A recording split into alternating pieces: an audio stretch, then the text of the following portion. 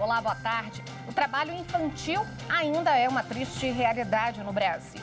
Nos últimos 12 anos, fez mais de 46 mil vítimas. Para acabar com a exploração de crianças e adolescentes, o Ministério Público do Trabalho lançou a campanha Chega de Trabalho Infantil. Os detalhes sobre a campanha é um dos destaques do Jornal da Justiça de hoje. E você vai ver também.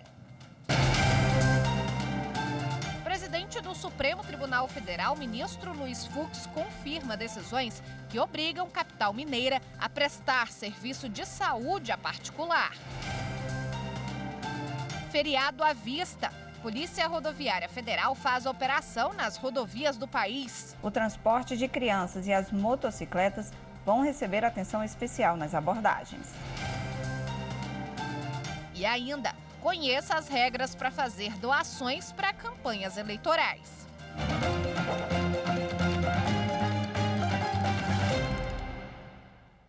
A Justiça Federal autorizou uma operação contra a atuação criminosa de doleiros no Brasil e no exterior. Segundo as investigações, o grupo teria movimentado mais de 200 milhões de reais. Foram cumpridos 13 mandados de busca e apreensão em 5 estados. Agentes da Polícia Federal recolheram documentos e arquivos digitais nas casas e nas empresas dos investigados, além de clientes que utilizaram os serviços dos doleiros. De acordo com o inquérito que apura as irregularidades, a organização criminosa atua no Brasil e nos Estados Unidos há pelo menos 10 anos. O grupo abria contas em instituições financeiras com documentos falsos para despistar a Receita Federal sobre as movimentações bancárias ilegais. Os envolvidos podem responder pelos crimes de evasão de divisas, lavagem de dinheiro, falsidade documental, manutenção de instituição financeira clandestina e descaminho. E uma outra operação também autorizada pela Justiça Federal investiga uma organização criminosa que seria responsável por lavagem de dinheiro, evasão de divisas e contrabando de ouro. Policiais federais cumpriram mandados judiciais em Roraima. Os policiais cumpriram 4 mandados de prisão preventiva, 3 de sequestro de bens e 11 de busca e apreensão. Eles recolheram documentos e apreenderam R$320 mil em dinheiro. Segundo as investigações, a organização criminosa é formada por um libanês que, com seus 2 irmãos que moram na Venezuela, coordena o esquema de compra de ouro ilegal. Entre fevereiro e março, o grupo comprou mais de 50 quilos de ouro, no valor de mais de R$10 milhões. Apenas um integrante da organização movimentou mais de R$67 milhões no primeiro semestre deste ano. O Superior Tribunal de Justiça restabeleceu sentença de pronúncia por crime de aborto contra um dentista acusado de matar a namorada grávida. A 6ª turma do STJ deu provimento a recurso especial do Ministério Público do Rio de Janeiro para reformar acórdão do Tribunal de Justiça do Estado, que, em razão de suposta ocorrência de dupla punição pelo mesmo fato, o chamado bis in idem, havia afastado da sentença de pronúncia a imputação do crime de aborto a um dentista acusado de ter matado a ex-namorada, que estava grávida. A sentença de pronúncia é aquela sentença que o juiz que conduz o processo de crimes dolosos contra a vida, na primeira parte do processo, antes de ser levado ao julgamento do Tribunal Popular, ele, para que possa entender que o caso está em condições de ser levado ao julgamento do Tribunal Popular, ele vai emitir uma sentença de pronúncia que não ponha um fim ao processo, que não vai dizer que ninguém é culpado de nenhuma situação, mas que vai entender que estão presentes os requisitos mínimos para que o caso seja submetido ao julgamento popular. Na sentença de pronúncia, foi imputada ao acusado a qualificadora do feminicídio durante a gestação e os crimes conexos de aborto e de destruição de cadáver. Mas o TJ do Rio deu provimento parcial ao recurso da defesa para afastar o delito de aborto. O Ministério Público alegou no STJ que não é possível falar em dupla punição pelo mesmo fato, com a ocorrência simultânea do feminicídio praticado contra a mulher grávida e do crime de provocação de aborto. O relator, ministro Nefe Cordeiro, destacou que o Tribunal de Justiça desconsiderou a jurisprudência do STJ ao afastar o crime de provocação de aborto com o argumento de dupla punição. O ministro explicou que a jurisprudência da Corte considera que o Código Penal prevê a tutela do feto enquanto bem jurídico e o crime hediondo praticado contra a gestante, que é previsto para proteger as pessoas em maior grau de vulnerabilidade. Assim, os ministros entenderam que os crimes de aborto e de feminicídio na gestação não configuram dupla punição. O presidente do Supremo Tribunal Federal, ministro Luiz Fux, confirmou decisões que obrigam o município de Belo Horizonte, em Minas Gerais, a prestar serviço de saúde a particular. Os detalhes com Gisele Reis, consultora jurídica da TV Justiça. O presidente do Supremo Tribunal Federal, ministro Luiz Fux, manteve o fornecimento de medicamentos considerados de alto custo para tratamento de câncer de mama, cólon e fibrose pulmonar idiopática. Esses medicamentos deverão ser fornecidos pelo município de Belo Horizonte, em Minas Gerais, que tentou no STF suspender decisão do Tribunal de Justiça Mineiro, que reconheceu a responsabilidade conjunta do município e também do Estado de Minas Gerais no que diz respeito à assistência na área saúde. A prefeitura alegava que o pagamento dos tratamentos acarretaria em desorganização administrativa e financeira na administração pública local. O ministro Luiz Fux apontou que a responsabilidade pela prestação de serviços à saúde é solidária entre todos os entes da federação. Destacou também que o custo dos medicamentos não é elevado, portanto está proporcional à capacidade econômica da capital mineira, que é um município de grande porte. E com esse entendimento, ele acabou negando o pedido do município. Em outro caso semelhante, o ministro manteve a obrigação do município de Santa Cruz do Sul, no Rio Grande do Sul, de realizar procedimento cirúrgico ortopédico orçado em aproximadamente R$ 14.550. Na última participação em julgamentos no plenário do Supremo, o ministro Celso de Mello votou para que o presidente da República, Jair Bolsonaro, preste depoimento pessoalmente no inquérito que apura a suposta interferência na Polícia Federal. O processo foi incluído na pauta de julgamento a pedido do relator, ministro Celso de Mello, que se aposenta na próxima terça-feira. O presidente da República é investigado no inquérito que apura suposta interferência na Polícia Federal. Na decisão tomada no mês passado, o ministro Celso de Mello se baseou no artigo 221 do Código de Processo Penal. Segundo o relator, a prerrogativa para que o presidente preste depoimento por escrito vale apenas quando o chefe do poder estiver na condição de vítima ou testemunha, o que não se aplica no caso atual. Na sessão dessa quinta-feira, o ministro Celso de Mello ressaltou que o depoimento por escrito pode inviabilizar o exercício do direito à ampla defesa. O interrogatório é o principal meio de defesa, tendo a única função de dar vida materialmente ao contraditório e de permitir ao imputado contestar a acusação ou apresentar argumentos para se justificar. O decano reafirmou a decisão de que o depoimento do presidente Jair Bolsonaro deve ser presencial. O presidente da República, que também é súdito das leis, como qualquer outro cidadão deste país, não dispõe, entendo eu, quando figurar como pessoa sob investigação criminal, de benefícios derogatórios do direito comum. Nem mesmo o chefe do Poder Executivo da União está acima da autoridade da Constituição e das leis da República. Celso de Mello também explicou que não há precedentes do STF para autorizar o depoimento por escrito, apenas decisões monocráticas. O ministro relembrou o caso do julgamento do Mensalão. Naquele caso, no Mensalão, tanto o então presidente da República como o então presidente da Câmara dos Deputados figuravam como testemunhas. Por fim, Celso de Mello negou provimento ao recurso, mantendo o depoimento presencial. Desse modo, e em face das razões expostas, o senhor presidente da República, que nesta causa possui a condição de investigado, deverá ser inquirido sem a prerrogativa. O artigo 221, parágrafo 1º do CPP, confere com exclusividade apenas aos chefes dos poderes da República quando forem arrolados como testemunhas ou então como vítimas, e não quando figurarem como investigados ou como réus. O julgamento foi suspenso depois do voto do relator. Veja a seguir os detalhes da campanha que o Ministério Público do Trabalho está fazendo para combater a exploração de crianças e adolescentes.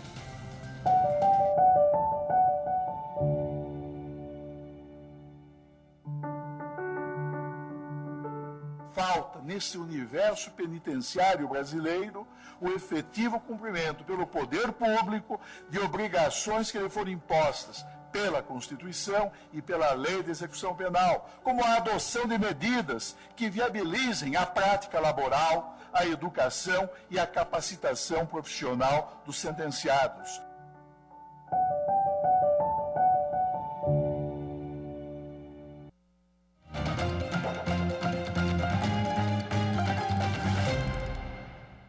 Nos últimos 12 anos, o trabalho infantil fez mais de 46 mil vítimas. Chega de trabalho infantil é a campanha que o Ministério Público do Trabalho está fazendo para acabar de vez com a exploração de crianças e adolescentes. Em 2015, Cíntia era uma menina cheia de sonhos e, apesar de ter só 14 anos, queria muito trabalhar e ganhar seu próprio dinheiro. Insistiu tanto na ideia que sua mãe acabou concordando. E logo ela foi chamada para trabalhar numa fábrica de salgados. Um certo dia, a dona da fábrica decidiu colocar a menina para operar um moedor de carne industrial. E foi aí que o pior aconteceu. Cíntia sofreu um acidente grave e sua mão ficou presa no moedor. Ela perdeu a mão e parte do antebraço esquerdo e precisou de 4 cirurgias e muitos tratamentos para se recuperar, tanto física quanto emocionalmente. Histórias como essas estão sendo contadas pelo Ministério Público do Trabalho em uma campanha contra o trabalho infantil. Histórias reais de vítimas que guardam sequelas até hoje de acidentes ocorridos enquanto trabalhavam na infância e na adolescência. Nos últimos 12 anos, o trabalho infantil provocou 46.507 acidentes. Entre 2007 e 2019, dos mais de 46 mil acidentes notificados, 27.924 foram graves e 279 mortes. A proteção integral à criança está garantida na Constituição Federal e no Estatuto da Criança e do Adolescente, que asseguram o direito à vida, à saúde, educação, cultura, segurança e também a convivência familiar e comunitária. O trabalho infantil priva a criança da infância e da dignidade, o que, de acordo com esse médico, prejudica seu desenvolvimento físico e mental, o que aumenta, inclusive, a taxa de morte prematura em consequência dos abusos sofridos. Os estudos demonstram que o trabalho infantil está associado a maior prevalência de transtornos mentais e de comportamento, além, é claro, de uma maior taxa de evasão escolar, exaustivas jornadas de trabalho diárias e maior probabilidade de exposição a abusos nas suas diferentes formas, seja abuso verbal, abuso psíquico, físico ou abuso sexual. Trabalho infantil é crime. O Estatuto da Criança e do Adolescente proíbe qualquer trabalho para menores de 14 anos e qualquer pessoa pode denunciar no Disque 100. O estabelecimento comercial que explora essas crianças, esses menores de 14 anos, pode correr multa e nas penas do artigo 136 do Código Penal, que diz que aquele que tem uma criança, um menor de 14 anos, sob sua guarda e o explora, ele incumina nas penas de 2 meses a 1 ano ou multa. E se for menor de 14 anos, essa pena da exploração, ela aumenta 1/3. Vamos conversar mais sobre esse assunto. Quem está com a gente ao vivo é a Procuradora do Trabalho, Ana Maria Villarreal. Ela é coordenadora nacional de combate à exploração do trabalho da criança e do adolescente. Muito obrigada, doutora. Seja bem-vinda ao Jornal da Justiça. Boa tarde, Evelyn. Obrigada pela oportunidade. Doutora, para começar, um número muito alarmante, 46 mil acidentes de trabalho, crianças que acabam tendo direitos violados e consequências físicas para o resto da vida. Qual a gravidade disso, na opinião do Ministério Público do Trabalho? Evelyn, só corrigindo um pouquinho, são 46 mil notificações de agravo, né, da saúde em função do trabalho. Desses 46 mil, 27 mil realmente são acidentes de trabalho graves e 279 acidentes fatais, né?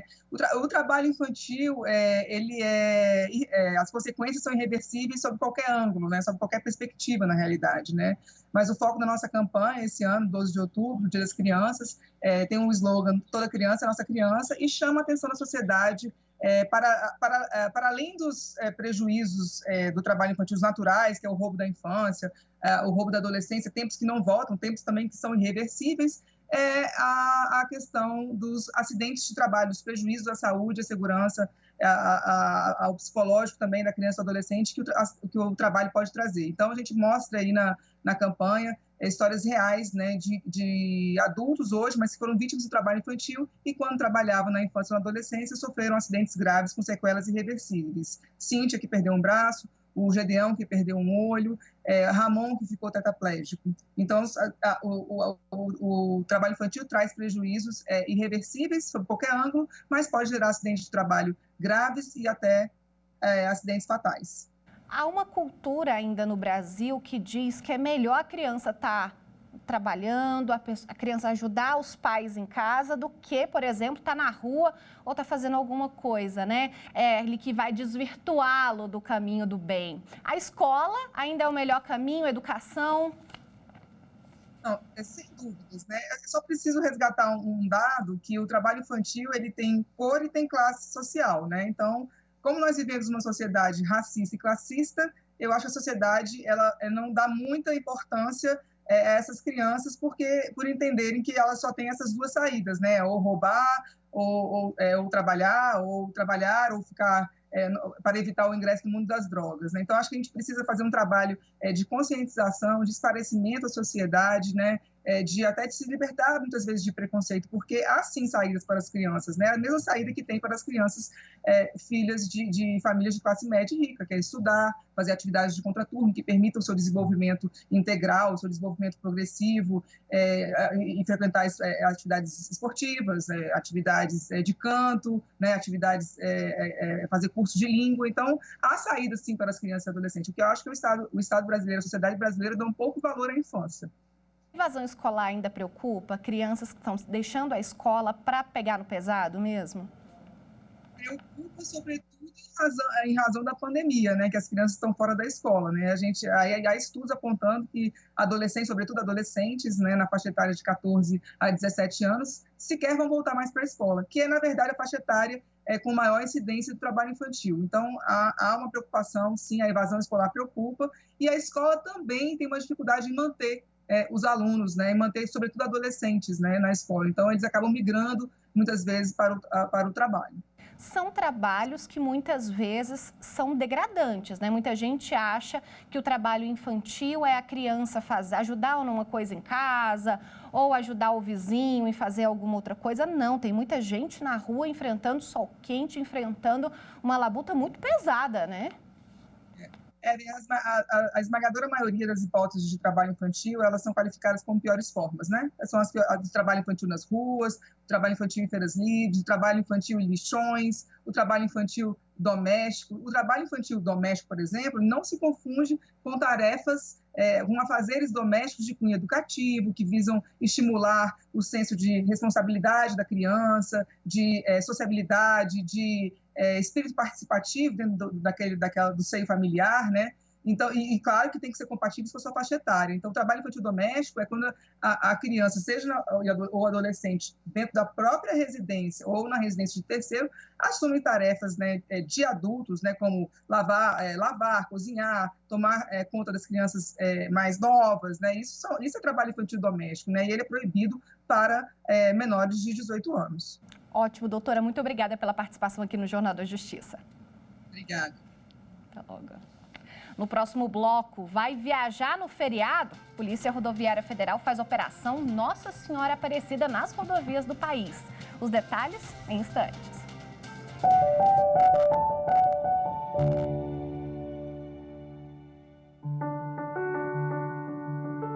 Os julgamentos do Poder Judiciário, proferidos em ambiente de serenidade, não podem deixar-se contaminar, qualquer que seja o sentido pretendido, por juízos paralelos, resultantes de manifestações da opinião pública, que objetivem condicionar o pronunciamento de magistrados e tribunais.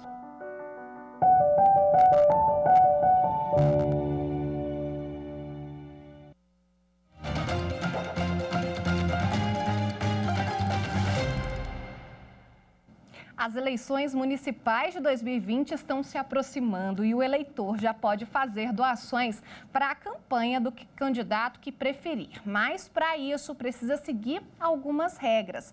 Vamos saber quais agora na reportagem de Henrique Amaral. Em 2015, o Supremo Tribunal Federal proibiu a doação de empresas para campanhas eleitorais. Com isso, candidatos e partidos ficaram com duas alternativas de conseguir recursos na hora de disputar um cargo eletivo: o financiamento público e as doações de pessoas físicas. E você sabe quais regras deve seguir para poder ajudar um candidato? O primeiro ponto a ser observado é a proporcionalidade. O limite de doações para pessoas físicas é de 10% do faturamento declarado para a Receita Federal no último imposto de renda.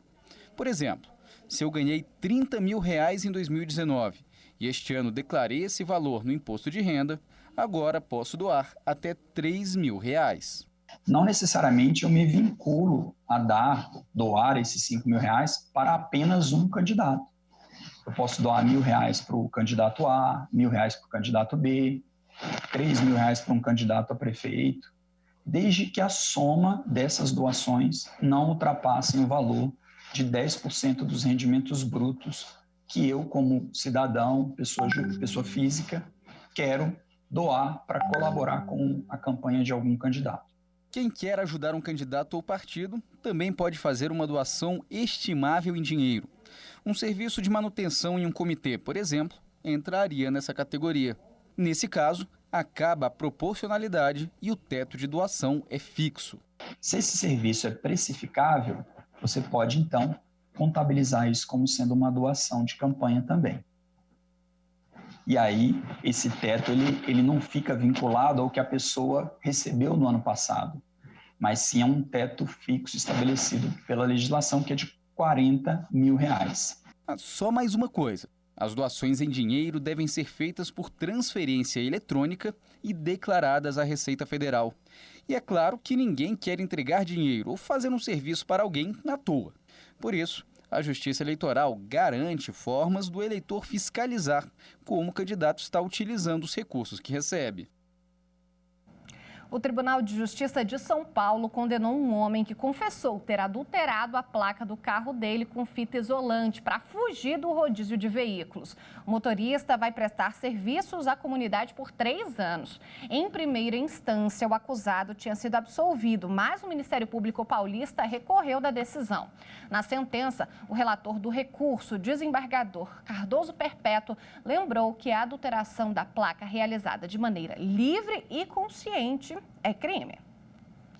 Hoje tem muita gente se preparando para pegar a estrada e aproveitar o feriado prolongado. E a Polícia Rodoviária Federal está de olho nas rodovias com a Operação Nossa Senhora Aparecida para garantir a segurança de motoristas e passageiros. A operação da Polícia Rodoviária Federal começou às 0h desta sexta-feira e só termina à meia-noite do dia 12, segunda-feira. O objetivo é promover a segurança e reduzir acidentes em todas as rodovias do país. Em Pernambuco, a previsão é que o fluxo nas estradas aumente cerca de 40%. A expectativa é de que haja um aumento na circulação de veículos, principalmente em direção ao litoral do estado, através da BR-101 Norte e Sul, e também na BR-232, que faz a ligação da capital com o agreste de Pernambuco. A estimativa da concessionária que administra o pedágio do Litoral Sul é de que cerca de 70 mil veículos circulem entre a sexta-feira e a próxima segunda. As equipes da Polícia Rodoviária Federal vão intensificar as fiscalizações de embriaguez ao volante, as ultrapassagens perigosas e o excesso de velocidade. O transporte de crianças e as motocicletas vão receber atenção especial nas abordagens. Esta estudante de comunicação decidiu sair de Brasília, Distrito Federal, e pegar estrada. Ela e os amigos vão dirigir cerca de 1h30 até Perinópolis, em Goiás. quer aproveitar as cachoeiras, mas tomando cuidado com as estradas e com a Covid-19. E eu já peguei estradas outras vezes, mas dessa vez realmente a intenção é ir direto, sem parar, até porque a distância é uma distância relativamente perto. E de cuidados que a gente tomou também, eu, por exemplo, fiz o teste ontem, porque eu saí, trabalhei e tal, então ontem furei o dedinho, deu negativo, para garantir que eu não ia lá e transmitir para ninguém, né? É isso aí. O Jornal da Justiça termina aqui. Um excelente fim de semana para você. Aproveite o feriado prolongado. Tchau, tchau.